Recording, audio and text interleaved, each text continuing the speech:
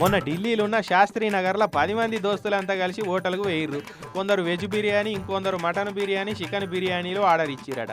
తీరా తిన్నాక ఇప్పుడు బిల్లు ఎగ్గొడతానికి హోటల్లోనికి ఎట్లిస్తానో చూడురి అని ఒకడు వడ్డిచ్చే వెయిటర్ను పిలిచి, నేనేం చెప్పినా నువ్వేం తెచ్చినావు, వెజ్ బిర్యానీ ఆర్డర్ ఇస్తే అందులో చికెన్ పొక్క ఎట్లా వస్తుందివా, ఏమోటి ఇస్తున్నారు సోయి లేదా అని వెయిటర్ మీద కేకలు వేసుకుంటా గరమైండు. నాతోడు సార్ నేను వెజ్జే తెచ్చినా అని వెయిటర్ అంటే, మరి మేము అబద్ధం చెప్తున్నాం ఆరా అని లొల్లి పెట్టిరు. హోటల్ ఓనర్ కూడా వచ్చి, వెజ్ బిర్యానీలో చికెన్ బొక్క రానే రాదు సార్, ఎందుకంటే మేము రెండు వేరు వేరు వండుతాం, గట్టెట్లా కలుస్తుందని సదరి చెప్తే కూడా మేము బిల్లు కట్టాం, ఏం చేస్తారో చేసుకోరని దొంగ నాటకాలు ఆడిరు. ఇక హోటల్ ఓనర్ పోలీసు వాళ్ళకి ఫోన్ చేస్తే వాళ్ళు వచ్చిరు. చోళ్ళు ఇదంతా కాదు ఆగురువా, ఏమైందో చూద్దామని పోలీసు వాళ్ళ సమక్షంలో సీసీ వీడియో ఫుటేజ్ చూస్తే అసలు సంగతి బయటపడ్డది. బిల్లు ఎగ్గొడదామని దోస్తులు మాట్లాడుకొని వెజ్ బిర్యానీలో వీళ్ళే చికెన్ బొక్కను పెట్టి లొల్లి చేసిరని ఎరకైంది.